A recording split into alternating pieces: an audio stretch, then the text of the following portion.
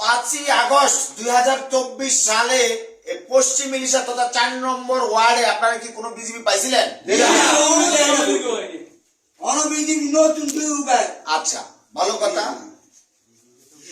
তাহলে এই যে 963টা ভোট পেয়েছে গরুর গাড়ি মার্কা, তাহলে এই ভোটগুলা কি বিএনপি দেয় নাই?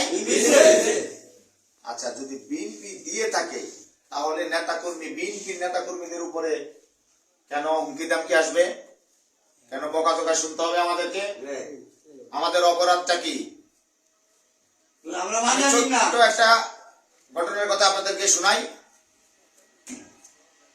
ভোটের দিন আমি সন্ধ্যায় এখানে বসা ছিলাম এই কাজী চায়ের দোকানে আমার নেতা কর্মীদেরকে নিয়ে। আমার বাচ্চাটা অসুস্থ, তাকে একটা ইঞ্জেকশন দিতে হবে। আমি একটু আগে বাসায় ঢুকে গেছি। তো আমি বাসায় ঢুকে যাওয়ার 10 মিনিট পরে বিজেপির এক ছাত্র সমাজের নেতা এখানে আসছে, এসে আমাকে অকথ্য ভাষায় গালিগালাজ করেছে। আমার বাবা মা তুলে গালিগালাজ করেছে, আমার হাত পা ভেঙে দিবে, আমাকে গুরুগুরি করে ফেলবে। এটার কারণটা কি আমি জানতে চাই। আমার অপরাধ কি? আপনাদের কাছে আমি প্রশ্ন রাখলাম। গতকালকে আমার 2 জন সহযোদ্ধা বিশ্বের হাওলাদার মার্কেটে গিয়েছে, একই ব্যক্তি তাদেরকে সামনে রেখে আমাকে অকথ্য ভাষায় গালাগালি করেছে, হুমকি দামকি দিয়েছে। আমার প্রশ্নটা হলো রাজনীতিতে স্থায়ী কোনো শত্রু নেই, স্থায়ী কোনো বন্ধু নেই। আমি জাতীয়তাবাদী দল বিএনপি কে ভালোবাসি, আমি বিএনপির একজন কর্মী, তৃণমূলের কর্মী। এখন মানুষ সব জায়গায় একই রকম ভোট পায় না, তাই না? কোন জায়গায় বেশি পায়, কোন জায়গায় কম পায়। কেন কম পাইলাম, এটা যদি নেতা কর্মীদের উপরে দোষ দিতে হয়, তাহলে ওই নেতার যে ওয়ার্ডে ভোট করেছে সেই ওয়ার্ডে কেন কম পেয়েছে, এই প্রশ্নের উত্তর কি সে নেতা দিতে পারে? দেওয়া উচিত না?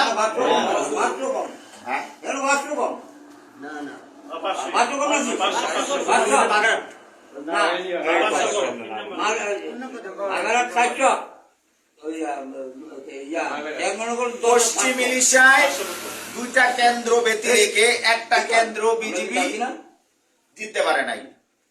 এখন আমার প্রশ্নটা হলো, সব কেন্দ্রে কি আমার কারণে ভোট কম পেয়েছে? আমাকে কি বিজেপির পক্ষ থেকে বা বিএনপির পক্ষ থেকে কোনো দায়িত্ব রাখা হয়েছিল? আপনারা বলেন। আমি কি 5 টাকা খাইছি, 1 কাপ চা খাইছি? তাহলে কেন আমি দায়ভার নিব? আমি কি কারোর সাথে এই নির্বাচনের ব্যাপারে কারোর সাথে গিয়ে কি আমি বলছি যে আমাকে টাকা দেন? আপনারা জানেন না? আমার কথা হলো, নির্বাচন আপনারা পরিচালনা করছেন, আমরা আমাদের জায়গা থেকে চেষ্টা করেছি, আমরা আমাদের বিবেকের কারণে চেষ্টা করেছি। আমি 1 ভোটের মালিক, আমার একটা ভোটের যে মূল্য জনাব তারেক রহমানেরও একটা ভোটের সেই একই মূল্য, নাকি? আমরা খাচ্ছি আমার ভোটে একটা গুনবে, আর আমাদের নেতা জনাব তারেক রহমানের 1 ভোটে 5টা ভোট গুনবে, এরকম তো না। আমার 1 ভোটের যা মূল্য, আপনারও 1 ভোটের তা মূল্য, ওর 1 ভোটের তাই মূল্য, তাই না?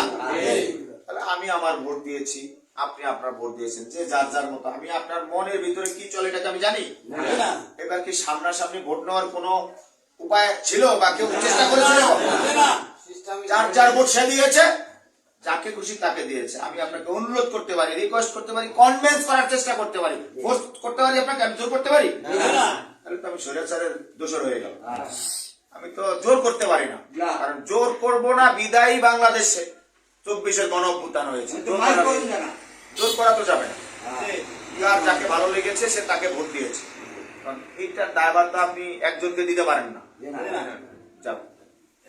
যে নেতা করেছে বিজেপির, আমি তাকে আজকের এই আমাদের এই 4 নম্বর ওয়ার্ড বিএনপির কার্যালয় থেকে তার প্রতি আমার বার্তা হচ্ছে, ভাই আপনার যদি কোনো কথা বলার থাকে আমাকে তো খোঁজা লাগে না, হয় আমার অফিসে আসবেন, আমার বাসায় আসবেন, অথবা আমি যেখানে থাকি আমাকে ফোন দিয়ে আমাকে ডাকলেই তো আমি আপনার সাথে দেখা করতে পারি বা আপনি আমার সাথে দেখা করতে পারেন। তাহলে আপনি পাবলিক প্লেসে কেন পরিবেশ দূষণ করেন, বকাঝোকা করে, গালিগালাজ করে? এটা তো ঠিক না ভাই। আমি আশা করবো আপনি সংযত হয়ে কথা বলবেন, রাজনৈতিক ভাষা ইউজ করেন, আপনার কথায় চাল চলনে যেন মানুষ ব্যারিস্টার আন্দালিব রহমান পার্থ ভাইকে কোনো প্রকার কটূক্তি না করে। আমার দ্বারা যদি আলহাজ গোলাম নবী আলমগীরের ভোট কমে, তাহলে আমি মনে করবো আমি আলহাজ গোলাম নবী আলমগীরের শত্রু। আমার দ্বারা যদি আলহাজ গোলাম নবী আলমগীরের ভোট বাড়ে, তাহলে আমি ওনার কর্মী, আমি সঠিক লাইনে আছি। আমার ভাষা, আমার চলনে, আমার বলনে, আমার ব্যবহারে মানুষ যেন এইটা বুঝতে পারে যে তার কর্মী ভালো মানে তার নেতাও ভালো, নাকি? ধন্যবাদ আপনাদেরকে, আপনারা আসছেন। আমি আপনাদেরকে কথাগুলা জানানোর প্রয়োজন মনে করেছি, কারণ রক্ত মাংসে গড়া সবাই মানুষ। আপনি আমাকে একদিন নাড়াইবেন, 2 দিন নাড়াইবেন, 3 দিন নাড়াইলেন পর তো আমি স্থির থাকতে পারবো না বা থাকবো না, নাকি? আমি অন্যায় না করে যদি আপনি আমাকে ব্লেম দেন, অন্যায়ের দায় দেন, আমি তো এই দায় নিতে রাজি না। কারণ আপনার নির্বাচনের রেসপন্সিবিলিটি তো আমার কাছে ছিল না, আপনি আমাকে দোষারোপ কেন করেন? আমি সাবধান করে দিচ্ছি, নেক্সট টাইম এই ধরনের কোনো ভাষা, কোনো কর্ম টলারেট করা হবে না।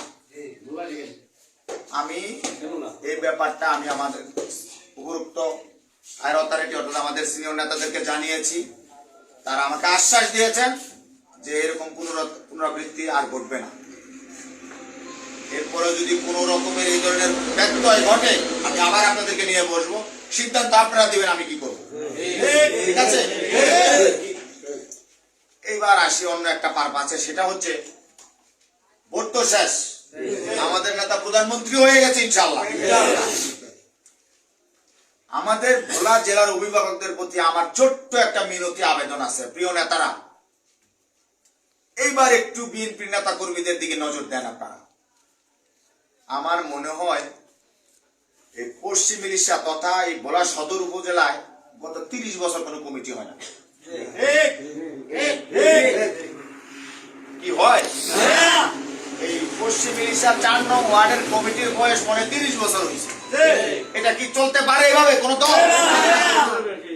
আল্লাহর ওয়াস্তে আপনারা একটু নজর দেন, এবার কমিটিগুলা ছাড়েন।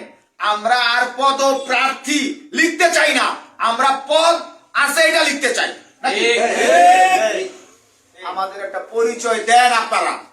আপনাদের প্রতি আমাদের অনুরোধ এবং মিনতি, আপনারা আল্লাহর ওয়াস্তে আমাদের একটা পরিচয়ের ব্যবস্থা করেন। আমরা আর পদপ্রার্থী নিয়ে চলতে চাই না, অনেক চলছি, এবারে আমাদেরকে একটা পরিচয় দেন, যেন আমরা কোন একটা জায়গায় গিয়ে বলতে পারি আমি জাতীয়তাবাদী দলের এই পদটা ক্যারি করছি, তাই না? এটাই তো চাওয়া আমাদের। আমরা আমাদের কাছে টাকাও চাই না, আপনাদের কাছে পয়সাও চাই না। সাংগঠনিক নিয়মে আপনারা কমিটিগুলো ছাড়েন, যে যোগ্য তাকে আনেন, যে অযোগ্য তাকে সাইড করে দেন, কোনো অসুবিধা নাই। আমি অযোগ্য হইলে আমাকে ফেলে দেন, কিন্তু কমিটিগুলা ছাড়েন।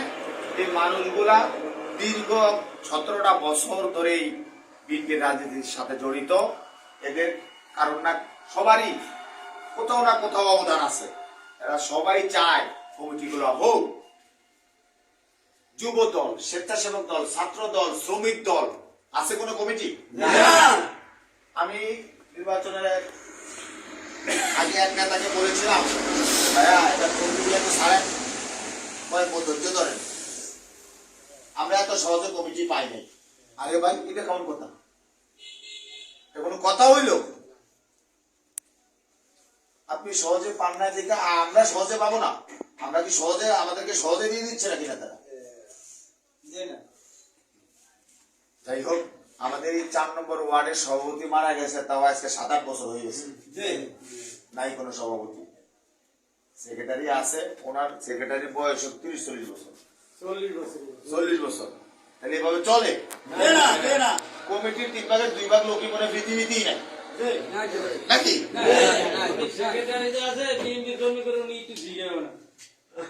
যাই হোক, এখন সময় আইছে ইনশাআল্লাহ আমাদের প্রিয় নেতা, আমাদের ভোলা জেলার অভিভাবক, আমাদের সকলের শ্রদ্ধাভাজন ভোলা জেলার সম্মানিত সংগ্রামী আহ্বায়ক আলহাজ গোলাম নবী আলমগীর হাজীর প্রতি আমাদের আহ্বান, অনুরোধ, মিনতি, প্লিজ আপনি কমিটিগুলায় হস্তক্ষেপ করুন।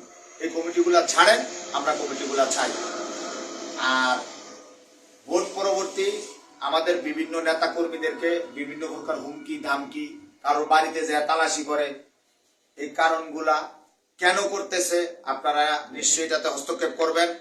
আপনারা তৃণমূল কর্মীদের দিকে নজর দিবেন, তাদের সুখ দুঃখের সাথী হবেন, কারণ আপনাদের সুখ দুঃখের সাথী আমরা ছিলাম না? গেছি আমরা, কিন্তু আমরা যাই নাই, ভবিষ্যতেও যাব না ইনশাআল্লাহ। বিএনপি পরিবার, বিএনপির ভিতরে বেঈমান নাই। যারা করবে, করছে বা করে, তারা তার ফল পাবে, ঠিক কিনা? আপনারা আসছেন আমার ডাকে, বা আপনাদের অনেকেরই প্রবলেম, অনেকেরই কয়সর ফকিরের বাসায় যায় এক লোক, যে জীবনে কোনোদিন এলাকায় দেখি নাই, সে যায় কয়সর ফকিরের মতো বিএনপির একজন ত্যাগী নেতারে খুঁজে, এই দিনও আমাদেরকে দেখতে হচ্ছে, তাই না? এই দিনও আমাদেরকে দেখতে হচ্ছে। যাই হোক, আশা করি 2-1 দিনের ভিতরে সব ঠিক হয়ে যাবে। আপনারা হতাশ হবেন না। একটা কথা মাথায় রাখবেন,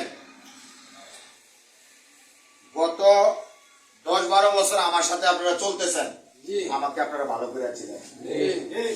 আমাদের ছাত্র দলের আবিদ একটা কথা বলেছিল, কেউ আল্লাহর হস্তে কেউ কাউরে ছাইরা যায় না, বাঁচার জন্য আলাদা হয়ে গেলে কেউ বাঁচবেন না, মরার জন্য একত্রিত থাকলে ইনশাআল্লাহ কেউ মারতে পারবে। অতএব আপনারা কেউ কাউরে ছেড়ে যান নাই, ইনশাআল্লাহ আশা করি ভবিষ্যতেও যাবেন না, ঠিক আছে? আমাদের নেতা জনাব তারেক রহমান 2 দিনের ভিতরে ইনশাআল্লাহ শপথ গ্রহণ করে প্রধানমন্ত্রীর আসনে আসীন হবেন, তার জন্য দোয়া করবেন। উনি যেন আগামী 5 বছরে বাংলাদেশটাকে সোনার দেশে পরিণত করতে পারে, দোয়া করবেন সবাই ইনশাআল্লাহ। শুভকামনা রইল ভোলা সদর 1 আসনের নির্বাচিত সংসদ সদস্য ব্যারিস্টার আমদাল রহমান পার্থ ভাইয়ের জন্য। আশা করছি উনি ওনার কমিটমেন্ট রাখবেন, ভোলার জন্য উন্নয়নে কাজ করবেন, ভোলার মানুষের দিকে তাকাবেন। যাই হোক, উনি যে কমিটমেন্ট গুলা দিয়েছেন আশা করছি উনি রাখবেন, ওনার জন্য শুভকামনা রইল। মহান আল্লাহ ওনাকেও সহিবুজ দান করে প্রত্যেকটা মানুষের জন্য কাজ করার তৌফিক দান করুক, আমিন। সর্বোপরি বাংলাদেশ জাতীয়তাবাদী দল জিন্দাবাদ, আলহাজ গোলাম নবী আলমগীর হাজী জিন্দাবাদ।